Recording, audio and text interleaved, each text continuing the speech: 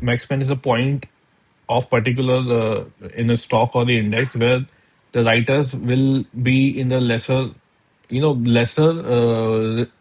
loss if that is there sustained.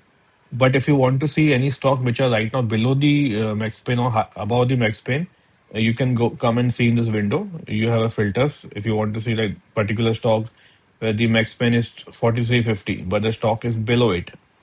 So it doesn't mean bullish, but if you can if you want, you can keep on check on this to see if you get any put writing happening. So there's a chance of the stock going to 43.50 at least this expiry if there's a no major data change. So how I use it is typically I use it when the number of days to expiry are let's say 10 days or lesser. Then I know for sure that if writers are not changing their position much, I may see the particular max pain area. So I keep and check if I find any trading opportunity. But this is just an additional information for me to know.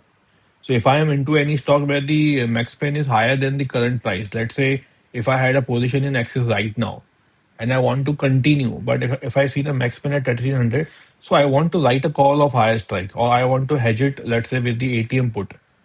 That is how I use it. Would not necessarily go and short it because it's very bullish stock, but I will want to keep and check on this max pain unless it is shifting to higher price. I am aware that there might be possibility of some profit booking that would come in, and if I have the ATM call options with me, they might have a decay in the premium. So knowing this information additionally will help me to either write a higher call. Let's say if I am sitting at 1350, maybe I will write 1380 call randomly, or maybe I'll take a put of 1360 and so on, just for me to be safe and not lose the premium. So this is how I use this particular because see eventually we see more often than not the stock will gravitate back to the max pain. So maybe not always, but sometimes. So knowing this that it might do that, I do not want to have a maximum risk in my hand. So if I have a let's say 5 days or 10 days to the expiry, and I am sitting over here 1350, knowing that if I want to really hold it till expiry, so I might as well be careful because the max pain is very lower, and it has not shifted even after the price moving 50 rupees higher.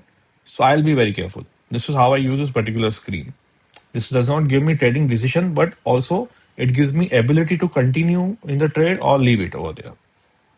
If the situation was reverse, if this let's say it was below the this thing, Axis had let's say a max spin of 1400, and I am sitting at 1350. So I have some confidence that I have a still lot of window open for me to hold this position. So this I would how I would want to use particular